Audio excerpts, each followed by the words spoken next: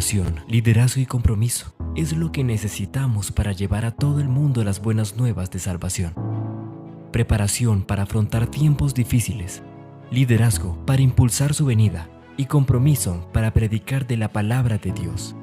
Volvamos a la palabra, preparémonos para reafirmar su venida y llevar las buenas nuevas de salvación. Volvamos a la palabra con Francisco Flores. Preparémonos cada día más para el regreso de nuestro Dios.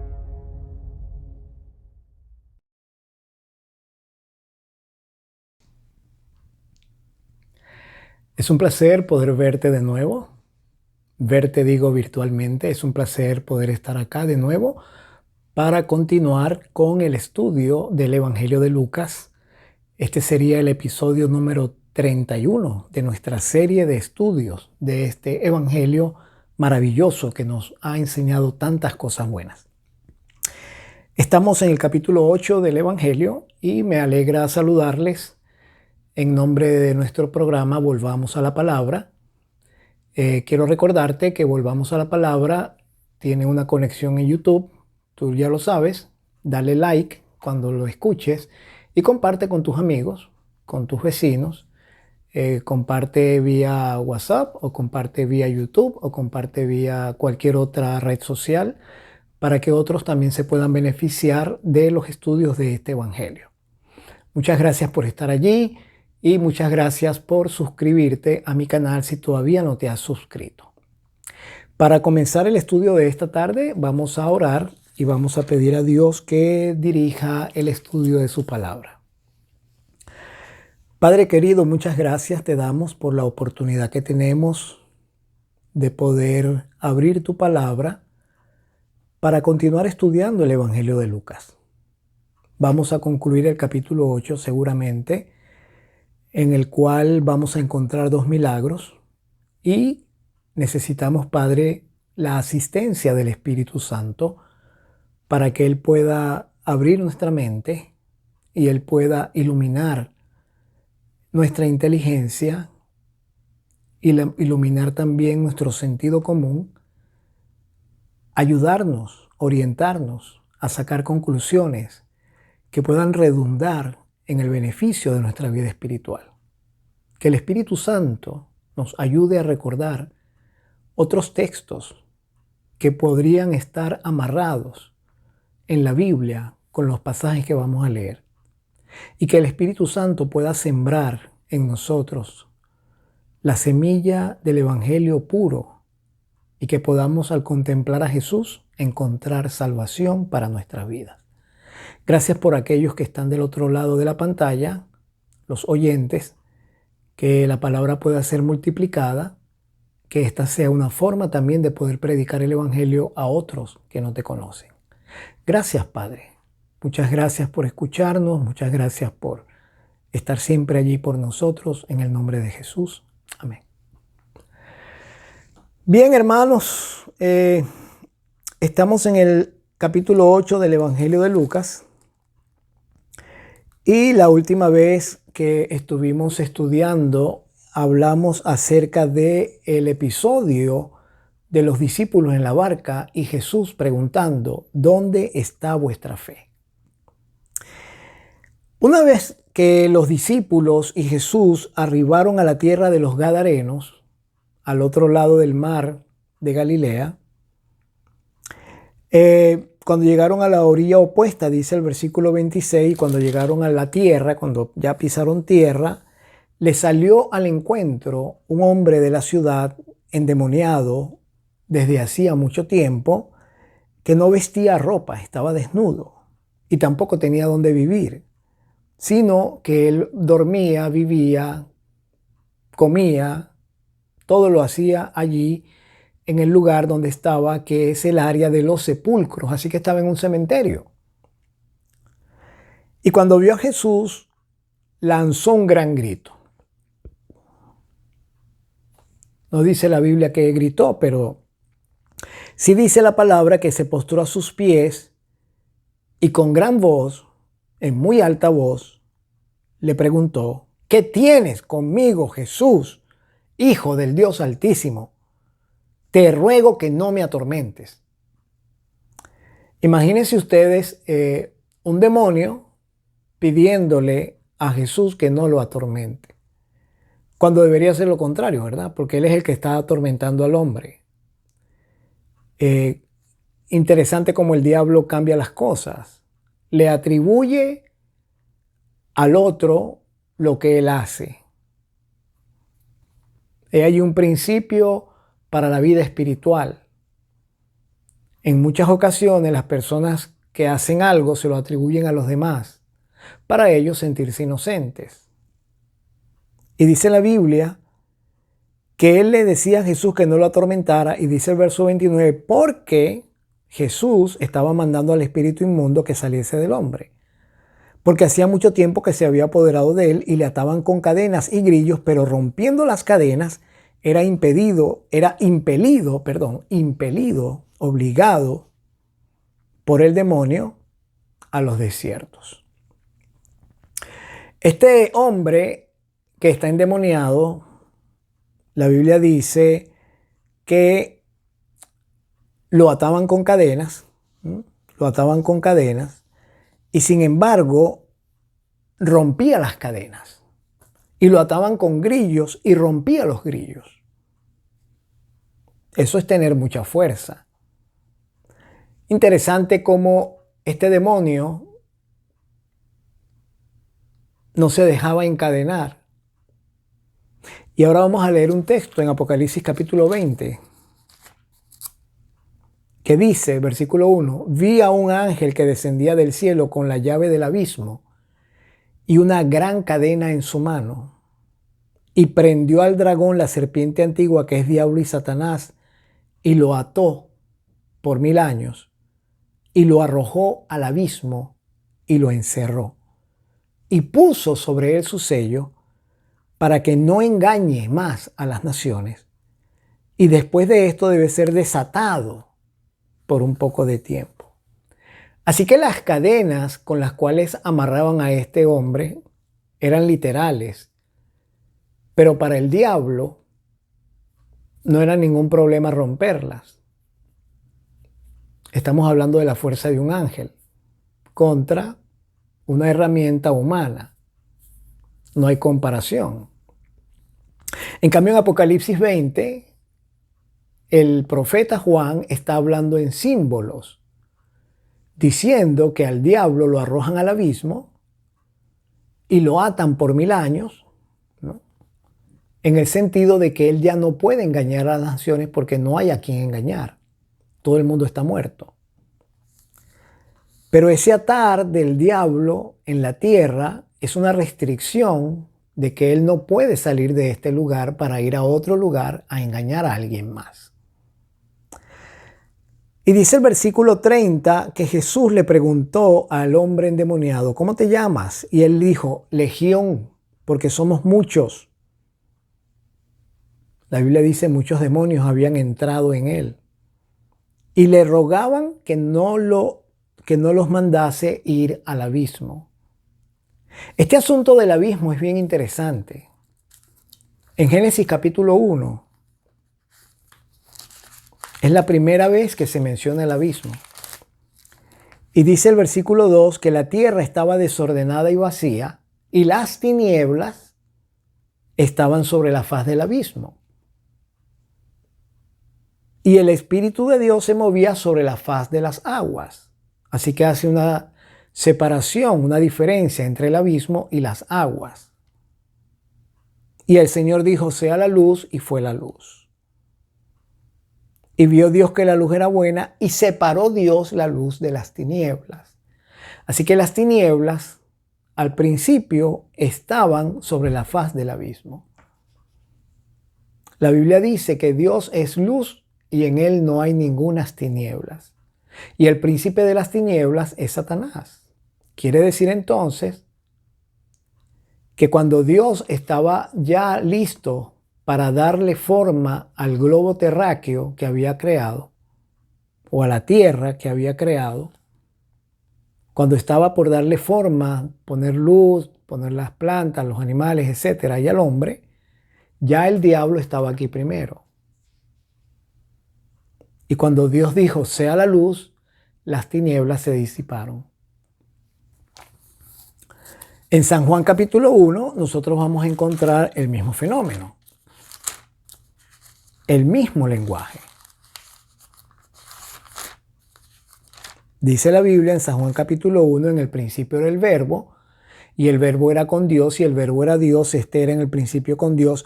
Todas las cosas por Él fueron hechas, y sin Él nada de lo que ha sido hecho fue hecho. En Él estaba la vida, y la vida era la luz de los hombres. Y luego dice Juan, la luz en las tinieblas resplandece, y las tinieblas no prevalecieron contra ella. Quiere decir que Juan nos está ratificando lo que dice Génesis, que cuando el Señor dijo sea la luz, las tinieblas no prevalecieron. En Apocalipsis, en el capítulo 9, encontramos otra referencia al abismo y dice, el quinto ángel tocó la trompeta y vi una estrella que cayó del cielo a la tierra. Ya sabemos quién es la estrella que cae del cielo a la tierra. Y se le dio la llave del pozo del abismo, quiere decir que él no tenía la llave, se la dieron, y las llaves se utilizan para abrir algo que está encerrado. Y abrió el pozo del abismo y subió humo del pozo, tinieblas, como humo de un gran horno, y se oscureció el aire y el sol por el humo del pozo. Así que, interesantemente, los demonios que tienen a este hombre poseído, que han entrado en este hombre, le ruegan al Señor que no los mande ir al abismo. Parece que el abismo es definitivamente el lugar donde los demonios habitan, o podría ser un lugar de castigo para los demonios. Así como hay cárceles para los seres humanos que se portan mal, está el abismo para aquellos demonios que no se mantienen obedientes a las restricciones que Dios les ha dado. Y dice que había allí un hato de muchos cerdos que pasían en el monte y le rogaron que los dejase entrar en ellos y les dio permiso. Y los demonios salidos del hombre entraron en los cerdos y el hato se precipitó por un despeñadero al lago y se ahogó. Noten ustedes cómo el Señor Jesús complació la petición de los demonios y en vez de enviarlos al abismo, los envió a los cerdos, los cuales se despeñaron y murieron. La Biblia no dice que se murieron los demonios, murieron los cerdos. Y por supuesto que este hato de cerdo tenía dueño, pero ya vamos a hablar de eso. Y dice, versículo 34, y los que apacentaban los cerdos cuando vieron lo que había sucedido, huyeron. Y yendo, dieron aviso en la ciudad y por los campos. Y salieron a ver lo que había pasado. Y vinieron a Jesús, es decir, los de la ciudad y los campos. Y hallaron al hombre de quien habían salido los demonios, sentado a los pies de Jesús, vestido y en su juicio cabal, y entonces tuvieron miedo. Y los que lo habían visto, al hombre, como era antes, le contaron a los demás de la ciudad y de los campos cómo había sido salvado el endemoniado. Así que los que estaban apacentando los cerdos observaron todo lo que sucedió entre Jesús y el endemoniado y cómo Jesús lo sanó. Entonces toda la multitud de la región alrededor de los Gadarenos le rogó a Jesús que se fuera de sus contornos, porque tenían gran temor. Y Jesús, entrando en la barca, se regresó. Y el hombre de quien habían salido los demonios le rogaba a Jesús que lo dejase estar con él, pero Jesús lo despidió y le dijo, regresa a tu casa, cuenta cuán grandes cosas ha hecho Dios contigo. Y él se fue, publicando por toda la ciudad cuán grandes cosas había hecho Jesús con él. Hay algunas cosas aquí que son bien llamativas. La primera de las cosas llamativas es que hay ciertos grupos. Aquí está el primer grupo, el grupo de los discípulos que están acompañando a Jesús. Noten ustedes que nada se dice de ellos. Está el segundo grupo, el grupo de los que cuidaban los cerdos. No sabemos si eran 2, 3, 4, 5 o más. Está el grupo de los de la ciudad y el campo, que tampoco sabemos cuántos eran. Y está un grupo pequeño de 2, Jesús y el endemoniado. Así que tenemos 1, 2, 3, 4 grupos. El grupo de los que cuidaban a los cerdos fueron testigos oculares del milagro de Jesús y cómo los cerdos fueron poseídos por los demonios y se despeñaron en el mar muriendo. Estos hombres, cuando vieron todo esto, reaccionaron, por supuesto, salieron corriendo a contar por los campos y en la ciudad lo que Jesús había hecho. Este primer grupo son unos testificadores excelentes. De una vez vieron el milagro y salieron a publicar el milagro. Pero también salieron a decir que los cerdos habían muerto. El segundo grupo, el grupo de los discípulos, está observando. Pero ellos hasta ahora no se dice que hayan hecho algo. Allí están ellos. Ellos son los mismos discípulos que no hace mucho atrás habían visto a Jesús levantarse en el barco y decir a las olas y al viento, calla, enmudece. Ahora vieron a Jesús ordenando a esta legión de demonios salir del hombre, enviándolos al hato de cerdos y viendo cómo el hato de cerdos se despeña en el mar. Pero la Biblia no registra que ellos hayan dicho o hecho algo. Después tenemos el grupo de la ciudad y de los campos que escucharon el testimonio relatado por aquellos que estaban cuidando los cerdos.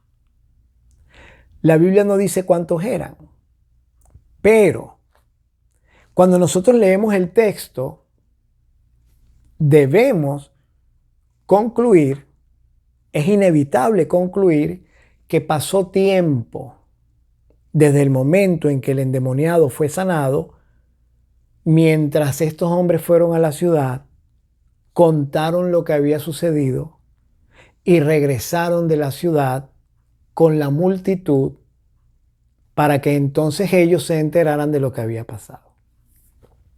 Y tenemos el grupo pequeño de Jesús y el endemoniado que se sanó, o que a quien Jesús sanó.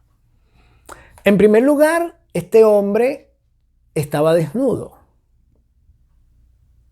Así que hay que pensar de dónde sacó ropa para vestirse, porque la Biblia dice que cuando ellos regresaron, él estaba vestido y en su cabal juicio, dice el versículo 33. Así que de alguna parte tuvieron que haber sacado ropa para él. Ahora, los discípulos y Jesús no estaban en condiciones de prestarle ropa a este hombre. Primero, porque la ropa de ellos estaba mojada, porque entró mucha agua a la barca. Jesús estaba durmiendo, seguramente se le mojó la ropa. Y los discípulos, en su afán de sacar el agua del bote, también se les mojó la ropa. Así que ellos no podían darle ropa a este hombre. Tuvieron necesariamente que esperar o que ir a buscar ropa para que este hombre se vistiera. O tal vez, mantas o cosas que tuviesen ellos por allí un poco secas para vestirlo. El hecho es que toda la ropa estaba mojada.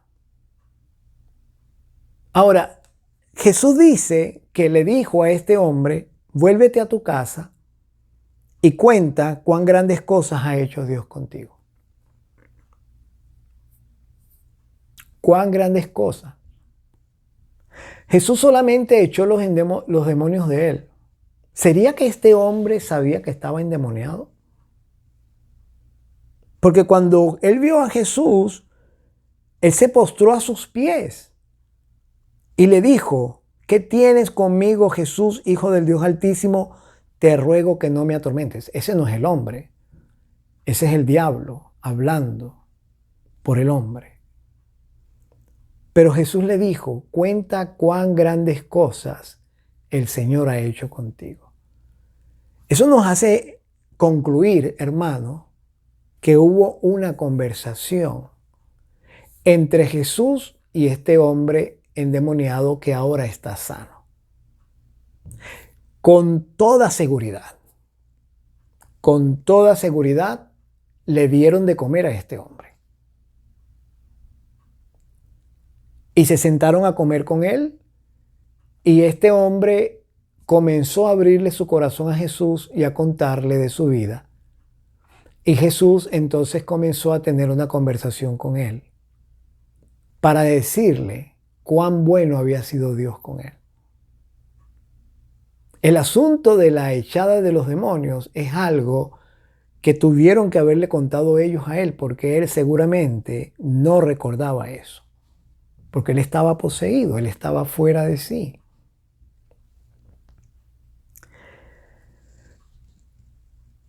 Y es muy llamativo el hecho que cuando regresan los hombres de la ciudad, cuando vienen los hombres de la ciudad y cuando regresan los que estaban cuidando los cerdos, ellos están viendo al hombre allí en su sano juicio, lo están viendo que está sentado, que está vestido.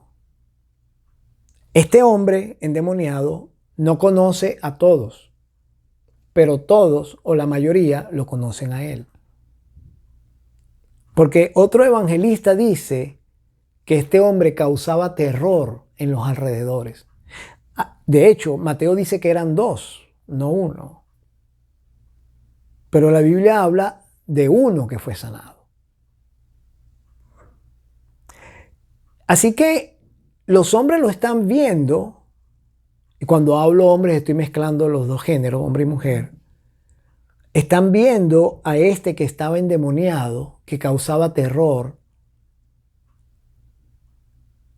y lo ven ahora que está sano, que está en su juicio, que sonríe, que los trata con amabilidad. Y eso no los hace reaccionar positivamente. La Biblia dice, versículo 35, y tuvieron miedo. ¿Miedo de qué? Es decir, cuando necesitaban tener miedo era cuando él estaba endemoniado. Pero ahora que está sano, que está en su juicio cabal y que está sentado y está vestido, ¿por qué van a tener miedo? ¿Miedo de qué? La Biblia dice en el versículo 37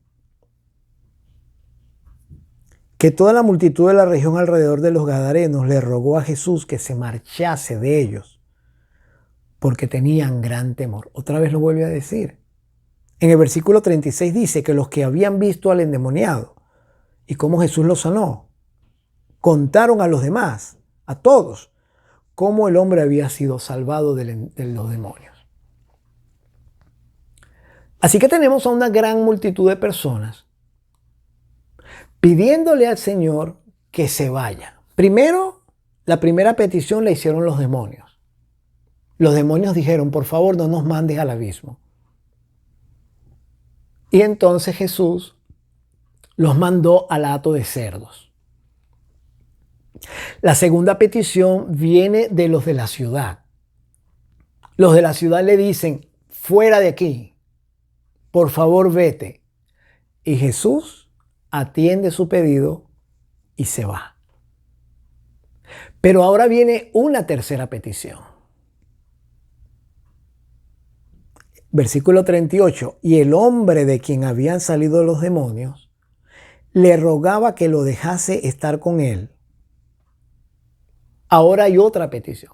Mire, la primera petición, la de los demonios, era como para que Jesús los hubiese enviado al abismo y no a los cerdos.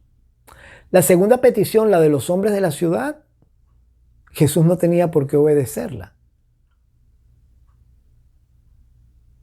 Al contrario, él pudo haberse quedado allí tranquilo. Sin embargo, les contestó su petición y accedió a irse. Imagínense, Jesús ni siquiera llegó a la ciudad de Gadara. Lo único que hizo fue llegar al cementerio y de allí se devolvió. Eso fue toda la visita de Jesús a Gadara. De la barca al cementerio y del cementerio otra vez a la barca.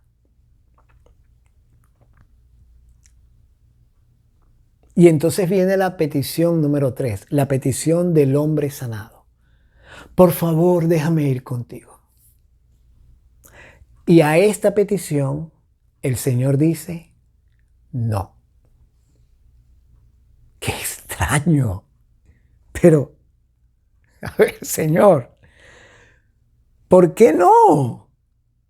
Imagínense, ninguno de los discípulos, ninguno, había pasado por la experiencia por la que pasó este hombre de Gadara. A ninguno de los discípulos Jesús les había echado demonios. De hecho, había algunos de ellos que estaban medio endemoniados.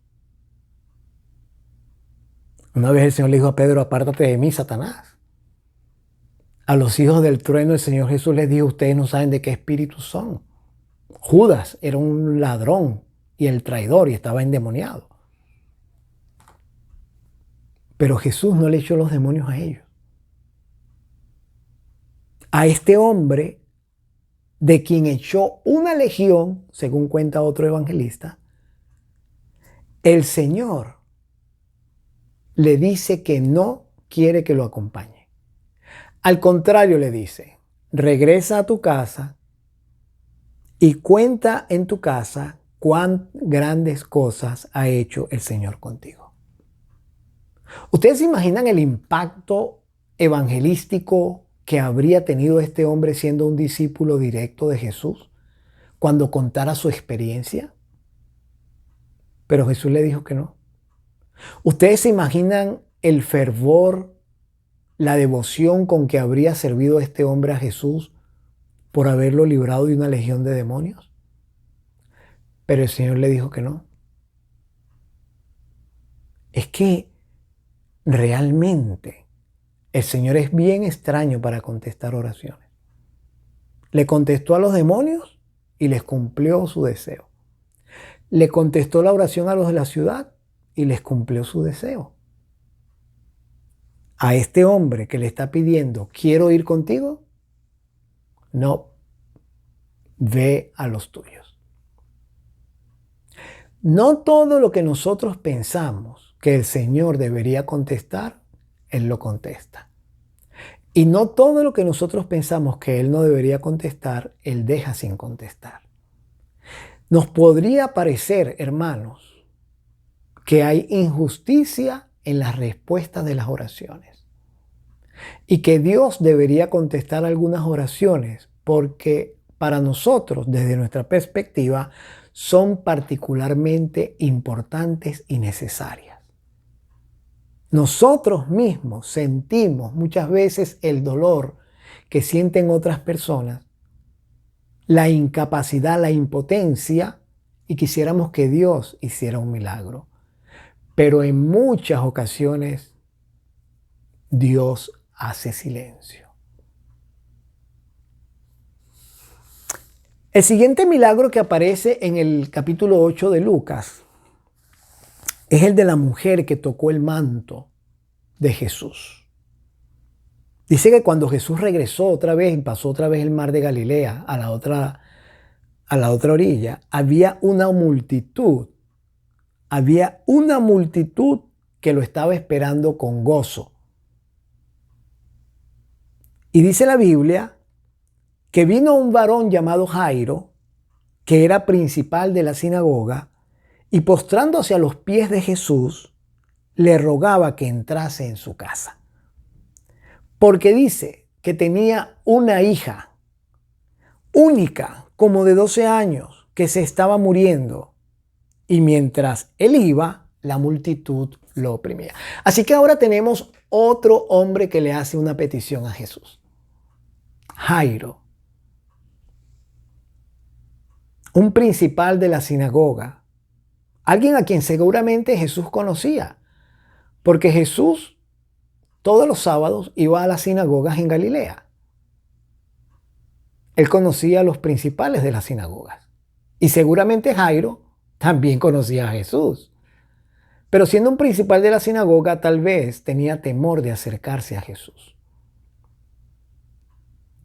Y lo dice luego la Biblia que mientras él iba a la casa de Jairo para sanar a su hija, una mujer que padecía de flujo de sangre desde hacía 12 años y que había gastado en médicos todo cuanto tenía y por ninguna había podido ser curada, se le acercó por detrás y tocó el borde de su manto y al instante se detuvo el flujo de su sangre. Al instante. Entonces Jesús dijo, ¿quién es el que me ha tocado? Y negando todos, Pedro y los que estaban con él le dijeron, Maestro, la multitud te aprieta y oprime y tú dices, ¿quién es el que me ha tocado? Y Jesús dijo, alguien me tocó porque yo he sabido que ha salido poder de mí. Entonces, cuando la mujer vio que no había quedado oculta, vino temblando y postrándose a sus pies, le declaró, o sea, se confesó, delante de todo el pueblo, por qué causa lo había tocado y cómo al instante había sido sanada. Y Jesús le dijo, hija, tu fe te ha salvado, ve en paz. A los discípulos en la barca les había preguntado, ¿dónde está vuestra fe? Y a la mujer le dijo, hija, tu fe te ha salvado. Estaba él todavía hablando, dice Lucas. Esto es bien emocionante. Cuando vino de la casa del principal uno y le dijo, tu hija se murió, ya no molestes más al maestro.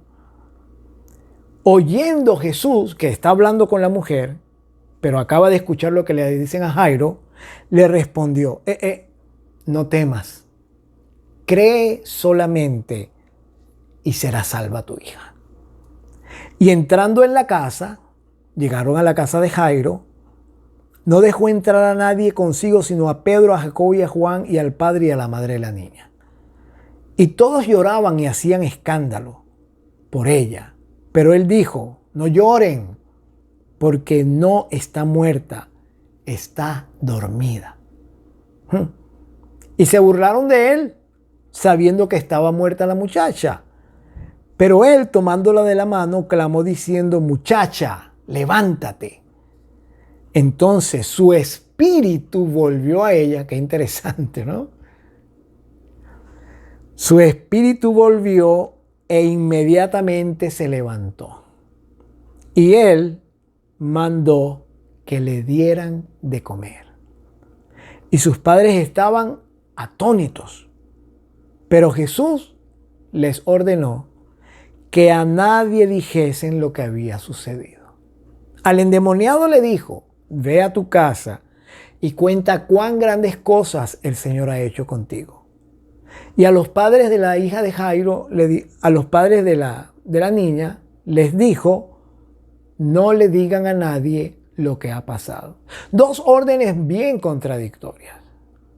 En primer lugar, los de la ciudad habían sabido lo que había sucedido con el endemoniado, porque los que vieron el milagro, los que cuidaban el hato de cerdo, les contaron, dice el versículo 36, y los que lo habían visto les contaron cómo había sido salvado el endemoniado. Así que él no tenía mucho que contar, porque ya se los habían dicho. Pero Jesús le dijo, tú no te vienes conmigo, tú necesitas regresar a tu casa y contar cuán grandes cosas ha hecho Dios contigo. Lo que pasa es que lo único que vieron los que estaban cuidando el hato de cerdo fue la expulsada de los demonios.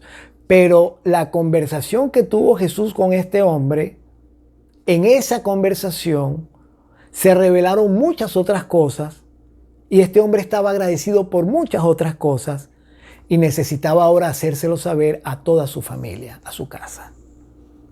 En el caso de la hija de Jairo, él le dice a los padres, a nadie cuenten. Pero ¿cómo se te ocurre, Jesús? Si la niña está muerta y todo el mundo sabe que estaba muerta. Ahora tú vas a decir que por favor no le digamos a nadie que tú la resucitaste, cuando todo el mundo sabe que la niña estaba muerta. El solo hecho de que la niña camine ya va a ser un testimonio de que la niña tú la resucitaste, porque cuando te mandamos a buscar, cuando Jairo fue a ti, él te dijo que su hija se estaba muriendo. Y después llegaron los mensajeros a decirte, no te molestes, no molestes al maestro porque ya se murió tu hija. Así que todo el mundo sabe que estaba muerta. ¿Cómo dices tú a nadie cuenten lo que ha sucedido si no es necesario? Porque todo el mundo ya lo sabe. En el caso de la mujer que tenía el flujo de sangre, esta mujer quiso ocultar el milagro. Ella quiso ocultar lo que Jesús había hecho con ella. Pero el Señor adrede se paró, se volteó y preguntó, ¿quién me tocó? En otras palabras, el milagro de la mujer, Jesús quería que todo el mundo lo supiera. El milagro de la hija de Jairo, él no quería que nadie lo supiera. El milagro del endemoniado, los que lo vieron lo contaron, pero él mandó a él mismo que fuese a contar lo que el Señor había hecho con él. Tres cosas diferentes, tres milagros distintos, tres actitudes de Jesús completamente diferentes que nos enseñan a nosotros grandes lecciones. Solo necesitamos prestar atención al pasaje bíblico. Esta mujer, temblando cuando se vio descubierta, dijo, a mí no me queda más remedio que decir lo que él hizo por mí. Los padres de Jairo estaban asombrados, atónitos, dice la Biblia, asombrados de que la niña volviese a la vida. ¿Y por qué estaban ellos asombrados? Si Jairo le había dicho a Jesús que fuese a su casa a sanar a su hija, ¿por qué entonces estaba asombrado de que su hija se sanara? Jesús le dijo a los padres cuando la niña despertó que le dieran de comer. ¿Sería que esta muchacha tenía algún problema de parálisis o de imposibilidad, que no podía comer, que no se podía mover? Y por eso los padres entonces estaban atónitos, porque a lo mejor por mucho tiempo ellos quisieron ver una mejoría en su hija y no la veían. Esta niña, dice la Biblia, tenía 12 años, dice otro evangelista, y la mujer con el flujo de sangre también tenía 12 años padeciendo la misma enfermedad. Aquí tenemos nosotros una serie de milagros que no solamente apuntan al gran poder del Espíritu Santo para recuperar vidas, sino que también nos muestran la gran realidad de lo que era el pueblo de Dios en los tiempos de Jesús. Personas endemoniadas, llenas de demonios. No solamente el gadareno o los gadarenos, pero los discípulos, también ellos estaban llenos de demonios, como dije hace un momento. Sin embargo, el Señor fue paciente y misericordioso con ellos. Esta mujer con ese flujo de sangre, con 12 años, con una hemorragia, y esta niña con 12 años muriéndose, muestran la gran realidad de lo que era el pueblo de Israel cuando Jesús vino a la tierra. Se estaba muriendo y el Señor llegó para darle sanidad. Si era posible, Él hubiese resucitado al pueblo de Israel si ellos así lo hubiesen querido. Pero ellos no lo quisieron. Al igual que como hicieron los hombres de Gadara, el pueblo de Israel rechazó a Jesús, y mientras más obras en su favor hacía, más lo despreciaron y más lo quisieron quitar del medio. Mi querido, terminando el capítulo 8 de Lucas, nos encontramos con estos tres milagros, cuatro realmente, porque tenemos la calmada del aire y del mar, tenemos la expulsión de los demonios, tenemos a la mujer con el flujo de sangre y tenemos a la hija de Jairo que fue resucitada. Estos milagros en secuencia nos muestran a nosotros cuán tierno y amoroso es el cuidado que Dios tiene por nosotros. Esto nos muestra sin duda alguna que es necesario que nosotros confiemos plenamente en Dios y que pongamos en Él todas nuestras cargas para que Él se encargue de nosotros. Dios pueda bendecirnos, fortalecernos y ayudarnos, y que nosotros vayamos a Él también y clamemos por ayuda. No olvidemos la respuesta que dio Jesús a las peticiones de cada uno de estos grupos. Los discípulos en la barca, Señor, ¿no ves que perecemos? Mandó a callar al agua y al mar y les dijo, ¿dónde está vuestra fe? Después, el endemoniado, ¿qué tienes conmigo, Hijo de Dios? Te conjuro por Dios que no me atormentes. El Señor ignoró eso, echó a los demonios y les complació la petición de no echarlos al abismo. Después el grupo, fuera de aquí, de nuestros contornos, y les hizo caso. Después el hombre, Señor, quiero ir contigo. No, tú tienes que quedarte y contarle a los tuyos y a tu casa cuán grandes cosas ha hecho el Señor contigo. Después la mujer con el flujo de sangre no dijo una sola palabra. Solamente dijo, si yo toco el borde de su manto, seré sana. Y así fue, lo tocó y se sanó. Y después Jairo, pidiéndole que por favor sanara a su hija mientras estaba viva, pero luego murió y el Señor continuó e hizo todo hasta que la resucitó. ¿Cuál es tu caso? ¿Cuál es tu petición? ¿Cuál crees tú que será la respuesta? Vamos a orar. Gracias, Padre Celestial, por tu palabra, por lo que encontramos en ella, por cada experiencia de la vida de Jesús, por cada respuesta y por cada lección espiritual que sacamos de las anécdotas de su vida. La próxima vez vamos a comenzar el capítulo 9 de Lucas. Pedimos tu bendición y dirección y pedimos que el Espíritu Santo, Señor, siga dirigiendo todos nuestros pensamientos para que podamos así conocerte más y servirte mejor. Gracias, Padre Celestial, en el nombre de Jesús. Amén. Volvamos a la palabra. No lo olvides. Corre la voz, dale like e invita a otros a que se suscriban a mi canal, Frank Flores Bible. Suscríbete tú si todavía no lo has hecho. Bendiciones para todos nosotros.